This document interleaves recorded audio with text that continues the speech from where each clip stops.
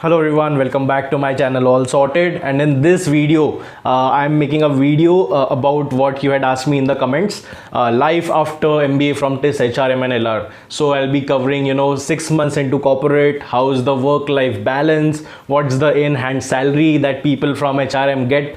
Now that I've completed 6 months as an alumni, I know what's the in hand salary, so I can tell you, and also about education loans, about profiles offered to my friends. So everything will be covered. So if you are an aspirant of TIS, especially HRM, so this video is going to be very helpful for you. So keep watching, guys.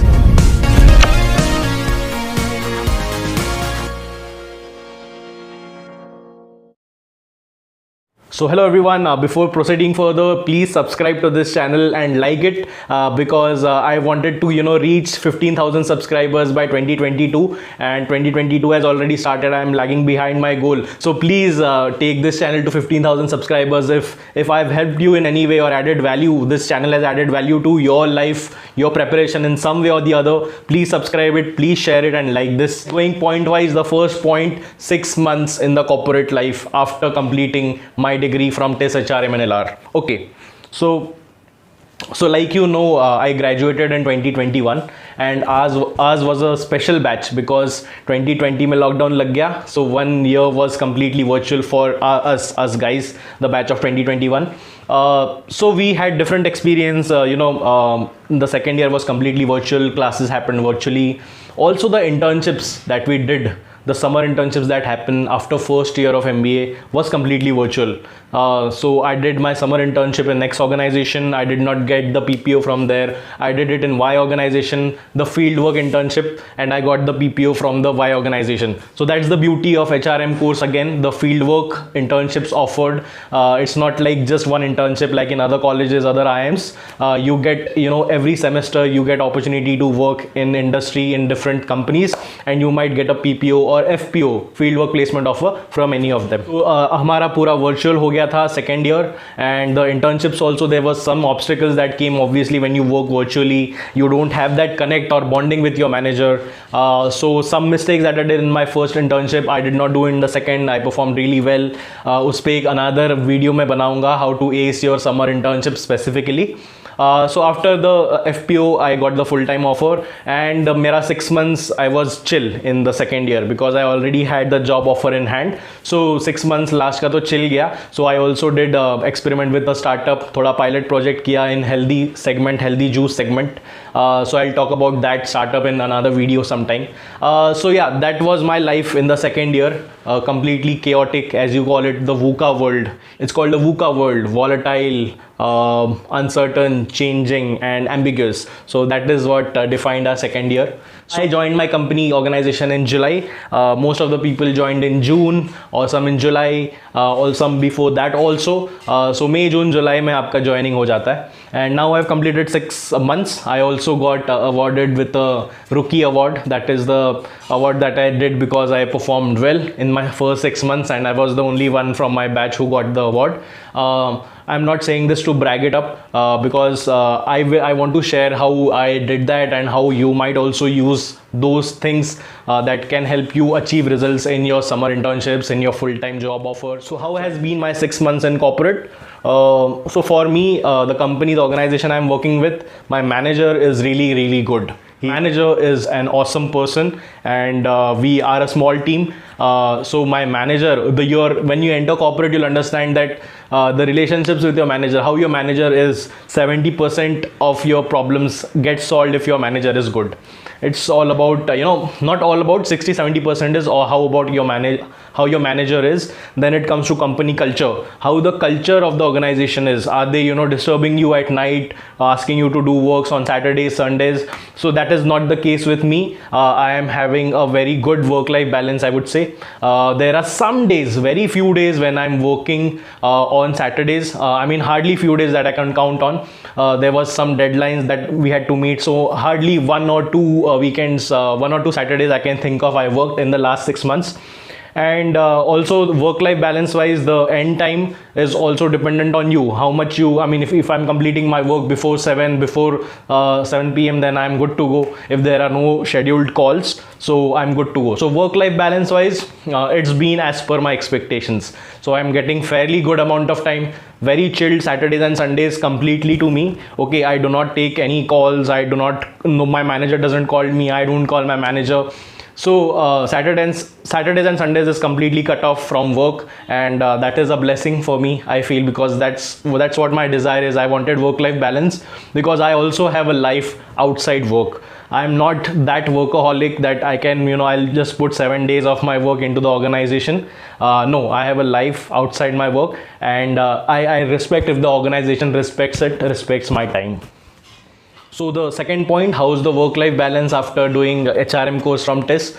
Many people also have the misconception that HR ले लिया तो life is chill. In all the any industry you go, any company you go, HR का काम तो chill होता है. So that is a myth that you will come across after you are finishing the MBA. When you enter the corporate, very soon you'll understand this. So likewise, like marketing, finance roles are not the same in every industry, every organization. Also depends on your manager. So your profiles and your industry will decide how much hectic your job is. For example, even HR roles and plant roles, specifically if you're into the manufacturing sector, work will be pretty hectic. Okay, and you will also have to be working on Saturdays. Most of the manufacturing setups also work on Saturdays, so alternate Saturdays or all Saturdays you might have to work. So in plant roles, that is a possibility. It is one of the strenuous jobs, hard jobs in HR, that I would say. In IT or technology, I would say the systems and processes are quite in the place. So I am working in an IT or tech organization.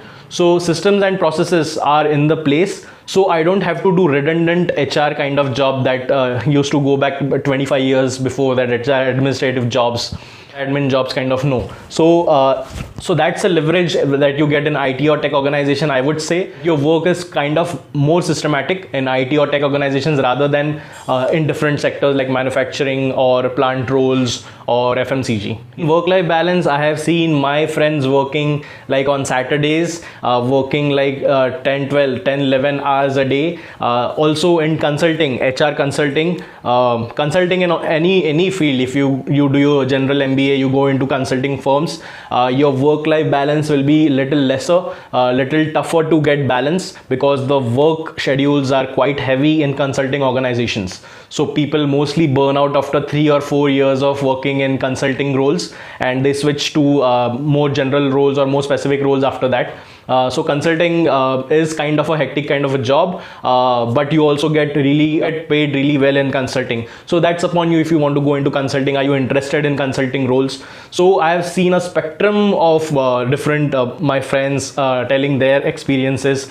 People in consulting and plant roles having hectic job schedules. In IT or tech, a little more systematic things are there. And going to the next point of in-hand salary. Okay, many of you that you want to know, you see, huge packages, that average package of TIS Mumbai is 21 lakhs, median is 22 lakhs or whatnot, highest package is 33 lakhs. So you can see the latest placement report also, which is available. I'll link that in the description. You can also see the snapshots.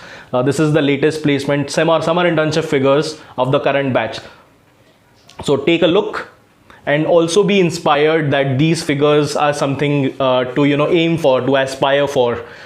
This is one of the best institutes to get into if you want to do your HR course. Okay, if you want to do your HR degree. Also, because the exam is coming, I hope this will be very motivating for the aspirants. Somehow that fire should be ignited from within, and just prepare well for the exam, guys. Okay, now coming back to the in-hand salary, the thing that most of you are waiting for.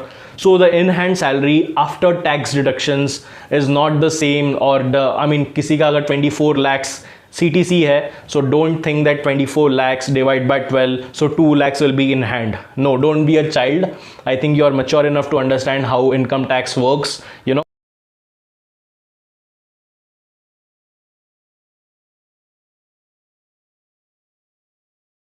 Different tax slabs are there, new tax regime, old tax regime. So kindly research a little bit about income tax so you'll understand. Also, CTC means cost to company. It's the whole cost to the company that they are investing in you. So they can also give you stocks, they can give you RSUs, the restricted stock units. They are providing any more added facilities that will be added to your CTC, so that will not be part of your in-hand salary. So okay, so the main point, what is the in-hand salary then finally that we get in your bank account on the 31st or the last day of the month?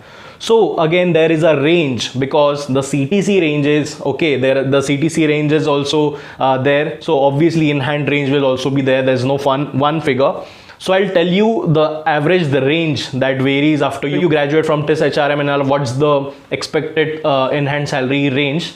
From 80,000 to 1.5 lakhs. So from 80,000 to 1.5 lakhs is the average range that has been there for all the batches. So the median or the average person that will graduate from TIS HRM and LR will get around 1 lakh in-hand salary. That's the average. If you do well, you can get 1.5 lakhs also if you get the highest package, or a company that is offering high fixed component. So every organization has something called as fixed component, one variable component. So fixed component is the one that decides your in-hand salary, because variable may there can be different things.